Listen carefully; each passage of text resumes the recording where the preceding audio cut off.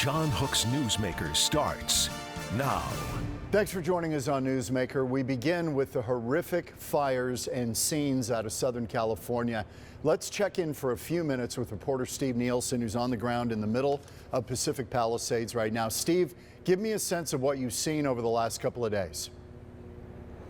I mean, massive devastation, John. It's really hard to put into words everything we've had to digest out here. Complete communities are just gone. I mean, look at this. This is a home right here. The only thing left standing is the concrete structure, the fireplace here. Everything else is gone. The furniture is just gone. It's just ashes. One thing we've also noticed, John, the thing that's been talked about a lot here, and I think will be talked about for months to come, is what happened with the water here. There was absolutely some issues with water for these firefighters. I think where we're standing right now really illustrates that point. If you look right here, we see the water shooting out of the ground in the corner there. That is happening on nearly every single one of the burned homes that we've seen. So every single home is shooting water out. That lowers the water pressure everywhere to the whole system. One of the firefighters was telling me that as they're going around, he's just turning off main water lines to every one of these properties. This home right up here that has the smoke coming out of it, this is a massive frustration for fire crews here. It's been going for a few hours. The issue is that they couldn't get any water pressure to their hoses, so they had to bring in a water pump truck. They got that up here. It took about an hour for it to get here. They filled it up, they got going. That lasted for about 10 minutes. They were able to accomplish a lot. Then they ran out of water. The water pump truck was empty. Yeah. So the water pump truck had to leave, and then what happens? The flames start up again here. So there are so many frustrations taking place all across the Pacific Palisades for firefighters and residents, and I mean, it's just the beginning here, John. Steve, long term, you've spent time there. My daughter goes to Pepperdine, so I've spent a lot of time there. This landscape is forever changed, yet they have had many fires historically in this area through the years. 20,000 years of fires in that area. The thing is, to rebuild in an area that's prone to fire and Santa Ana winds that funnel down there, when you mix people in with that kind of situation, you're kind of asking for it. I hate to say that, but it's true. I think you're right. I think everyone accepts that there is always a level of danger here. I mean, that's why fire insurance exists in the first place. This is a worst case scenario that I'm not really sure anyone actually prepared for. You know, right here we're up against the mountains, but you go a little bit deeper into the Palisades, those are urban neighborhoods. Those are not neighborhoods that are up against the mountains or anything like that. There is no way when you buy a house there or you build a house there that you think a wildfire from the mountains was going to knock it down. You would have thought absolutely they'd be able to tackle this before that. But then you combine the dry weather that we've been having, 80-mile-per-hour gusts, some water issues, all of this rolls into one, and it turns into this. And it's going to be decades, and I'm not sure this area is ever the same after this. I talked to one firefighter whose brother lost his home in the Palisades, and he was saying his nephews now, they lost their schools too. They burned. So what are they going to do in the next few months? Even if you find a hotel, there's nowhere for their kids to go to school. So you have to move away, and I think a lot of people are probably going to move away after something like this and have to rebuild and figure out their lives somewhere else. The culture here, the identity of this place will be forever changed. Yeah, I think you're absolutely right. Steve, there's been a lot of talk about the insurance situation out there. We know this story that State Farm pulled out of there because the state of California would not allow them to raise rates. So they said, look, this does not make sense because this place, the liability here is enormous. Are people talking already about we're going to try to suck it up and rebuild?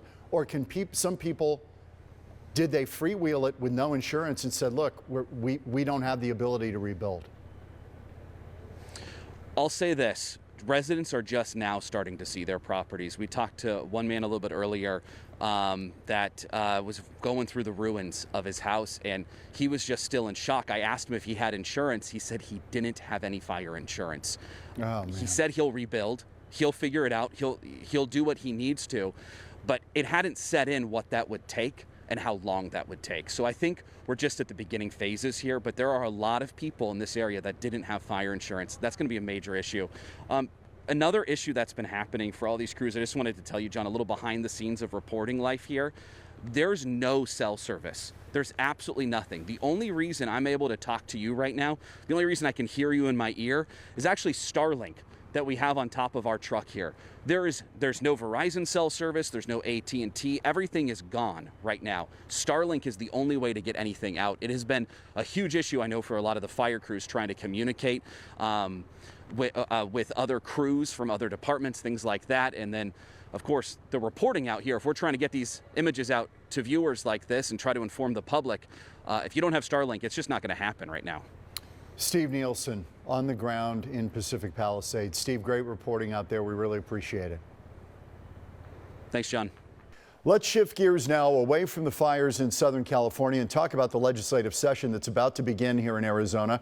Governor Hobbs delivering her State of the State address next week. Arizona has divided government. We've got a Democrat governor, but both the state House and the state Senate are controlled by Republicans. So what does that mean as the state tackles all kinds of issues: housing, education, funding, water, border security?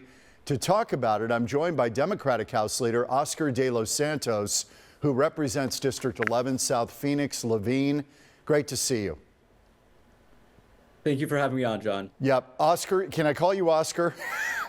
Okay. That's my name. Yes. You would have been, had Democrats, and many thought Democrats might in this last election grab the majority in the House or the Senate or both, you would have been the House Speaker.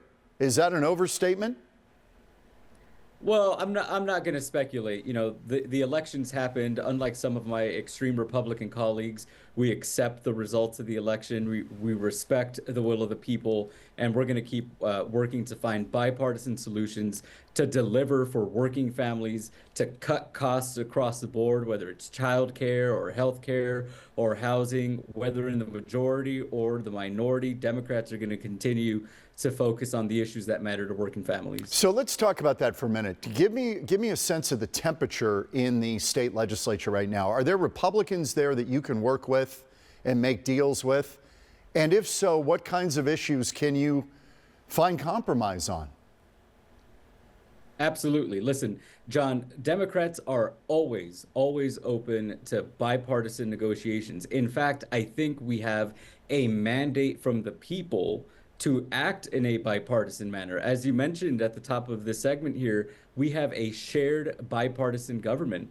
And frankly, the people of the state of Arizona, a very purple state, a very bipartisan state, don't give two hoots about what party you belong to. What they want are solutions. So when it comes to slashing costs for childcare, for housing, for healthcare, investing in public education, protecting our freedoms and liberties, Democrats are always open to negotiation and compromise with the other side. Oscar, am I imagining this, or is Governor Hobbs moderating as she heads into an election year next year? Are you seeing this on the death penalty, the border? She's not going to join the resistance with other governors, Pritzker in Illinois, Newsom in California, to oppose some of Donald Trump's measures, particularly dealing with deportation. Are you sensing a shift in her, and does that change your calculus in the legislature on what's possible? Well, John, I think that Governor Hobbs is meeting voters, Arizona voters, exactly where they are. And, you know, you've got to remember, she delivered the largest medical debt cancellation program in U.S. history that any state has ever done. This is delivering hundreds of millions of dollars of economic relief directly to working families. We're talking about families who went bankrupt or broke because their loved one got cancer. I mean, that is frankly disgusting in the wealthiest nation on earth, and Governor Hobbs delivered relief there. She made the largest investment in affordable housing. So, you know, when it comes to Democratic priorities, we're extremely proud of the governor's work, and you know, that's what we're focused on. She's essentially really focused on the politics or the party. She's essentially saying she doesn't really want to pick fights with the new administration because we've got issues of water, which I mentioned earlier, and trying to bring high-tech development into this state. So she's got to kind of tread lightly there, doesn't she? Yeah, listen, I think Governor Hobbs, and you'll have to ask her, I don't want to speak for her, but I think what she's doing is working with the other side when it makes sense. And when it doesn't, she's pushing back. I mean, that's exactly what she's doing. We've seen my Republican colleagues here in the legislature blocking reforms for water. I mean, you have greedy, massive corporations, the Saudis, for example, that are effectively stealing our water here in Arizona. And Governor Hobbs took the boldest executive action in decades to protect our water future. And so she's going to push back when she needs to, and she's going to work with the other side when she needs to. And I think that's what she's always done. Where do you think voters are here in Arizona right now? I mean, this election seemed to tilt definitely to the right in some areas, although we've got 2 U.S. senators who are Democrats. We haven't had that for years in this state. But we've got issues on the ballot, 314, which passed, which allows local police to intervene and arrest people if they see them entering the border between ports of entry. So voters, I mean, you know Arizona well. They seem to be a little bit right of center. I don't know if I'm reading that correctly, but how does that affect how you move forward in the legislature on the things you want to accomplish? That's a great question, John. And what I know about Arizona voters is this: the largest party affiliation is nonpartisan at all. And I think what you saw in this election was, like you said, a very purple state. We had Ruben Gallego, a Democrat, win the Senate seat. We had Prop 139, which enshrined abortion access into our state constitution, passed by huge margins. And frankly, we saw a lot of Republican nonsense that was stuffed into the ballot that was defeated. The Republicans tried to lower the minimum wage. That was a complete and total failure. Our voters rejected that. They had a bunch of COVID conspiracy nonsense in there. Our voters rejected that. And so what I think you're seeing in Arizona is that voters don't neatly fall into partisan lines. And I think that is a huge and important lesson that legislators need to be taking into the session, is that we've got to put our party politics aside and come together and deliver on the issues that matter. And what that means for me is focusing on what I think is the most important issue facing the state, which is affordability and delivering economic relief directly to the working class and the middle class families who frankly have been left behind by a legislature that has been more focused on delivering for the special interest than delivering for Arizona families. I mean, remember, we are ranked dead last when it comes to education funding. I think that is a tragedy and we need to fix it. We've got a housing crisis, evictions at an all-time high, homelessness soaring through the roof. My generation can't afford a new home. So Democrats are going to be putting forward a bold and ambitious vision to bring down the cost of housing, and we're looking forward to working with our Republican colleagues to make it happen. Let's talk about Prop 123, passed in 2016 to increase education funding for schools in the state, taken from money in the land trust. That expires this year. So what do you do about that? And I know there's been a divide over how to craft this, because Republicans want all of that money to go right to teachers. Democrats, I may be oversimplifying this, but Democrats want to spread it out over all kinds of school employees, staff, cafeteria workers, crossing guards, whatever it might be. And they're saying that other people in the education world need increases as well. Is that a safe characterization of what's happening? Let's take a step back. 10 years ago, we passed a bipartisan proposition, both the legislature and then the voters did, piece of legislation that invested hundreds of millions of dollars into our public schools, into our teachers, and into our students. And it is about to expire. And if we don't act, we are going to lose hundreds of millions of dollars, and it is going to be a disaster. As I mentioned, we are already ranked dead last in the country for education funding. So this is 100% an imperative. It has to happen. It has to happen. And so we're working around the clock to find a bipartisan solution that everyone can get behind. Vouchers has been a big division among Democrats and Republicans.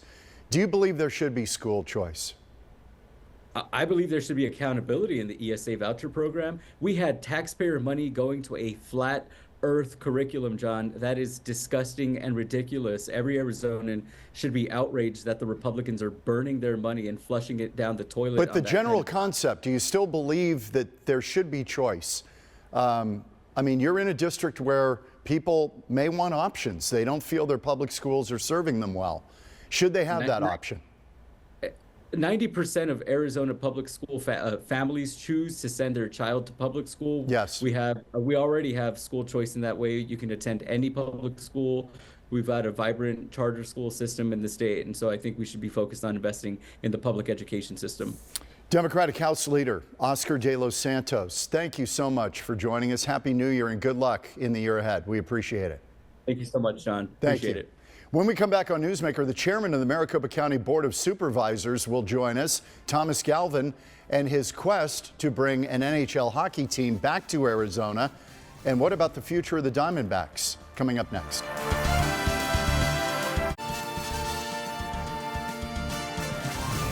Welcome back. The Maricopa County Supervisors swore in 3 new board members this week and appointed a new chairman, and he happens to join me right now. Congratulations, Thomas Galvin. Thank you. Appreciate it. Congrats. Good to meet you. We hadn't met before. No, never. My first time here. So the chairman, now, let's pretend we're in a 6th grade civics class. Yes.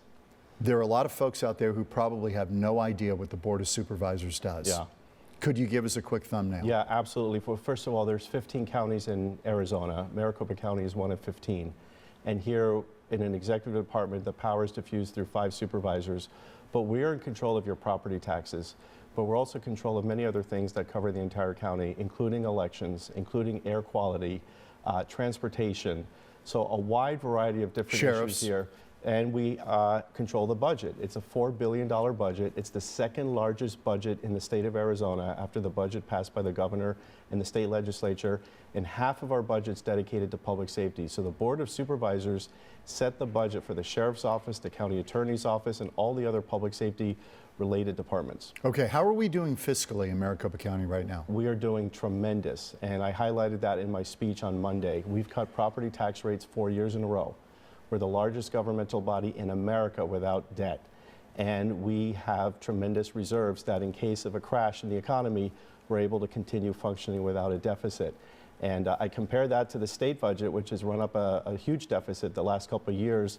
We're a model for conservative policy, fiscal responsibility. And what I do is I take a look at the 10, 12 largest counties in America. We're the only one that's run by Republicans. The other ones are financial basket cases. We're a good financial model. Okay, you said, this was interesting. In your speech, you started talking pro sports. Now, I know you're a fan. Right. But you talked about the Coyotes and the Diamondbacks. Let's take each. Yeah.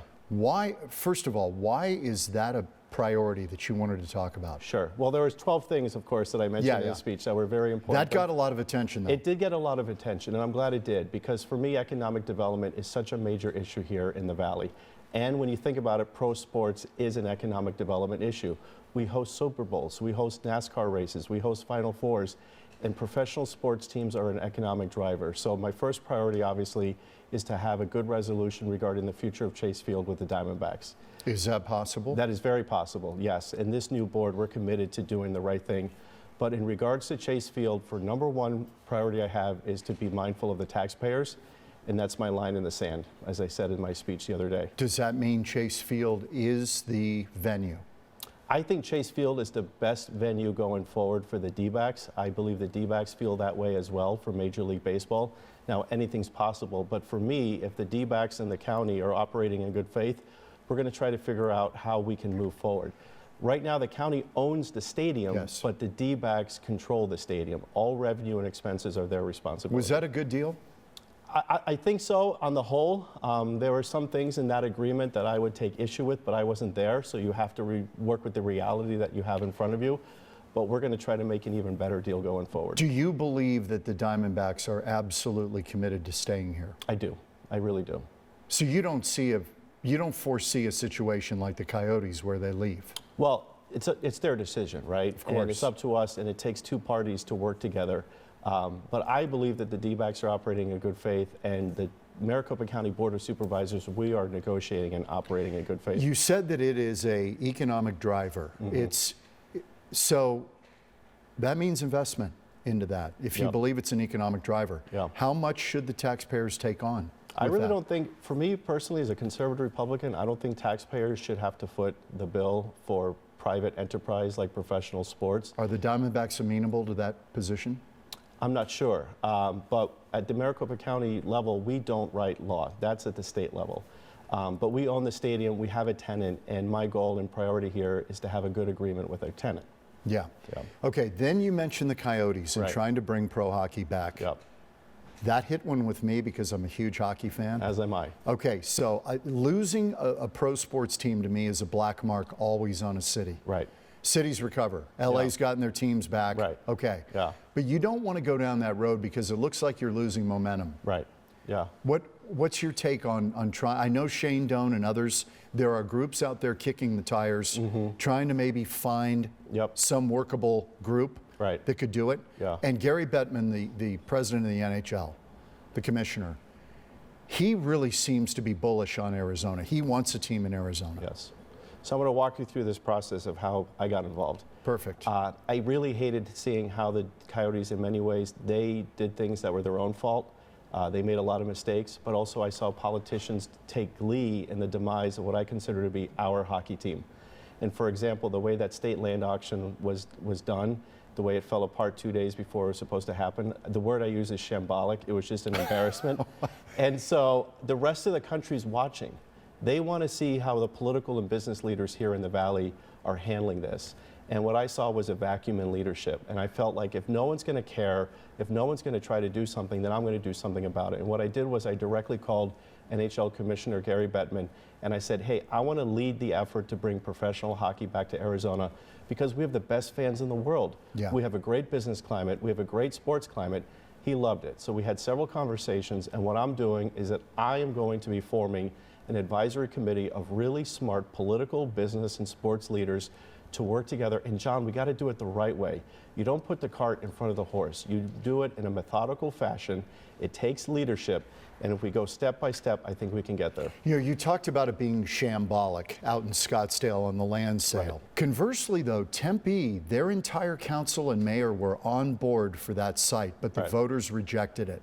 And when we talk about where's the blame, I think there's a blame in a lot of areas, and I think the Coyotes didn't make the sale. And I think what we need to do, two things, is the priority for this committee that I'm forming. One, find a good owner, a great owner, and two, find a great location. Maybe a hockey guy would be a good thing. A hockey guy, a person with considerable assets, a person who cares about the Valley, a person who cares about the employees of the team, about the players, but you have to really care about what our community is like, and you have to understand what they're like. That sounds to me like Shane Doan. That's a great name right there. Right? I mean, you're talking about the face of that franchise for many years. Yes.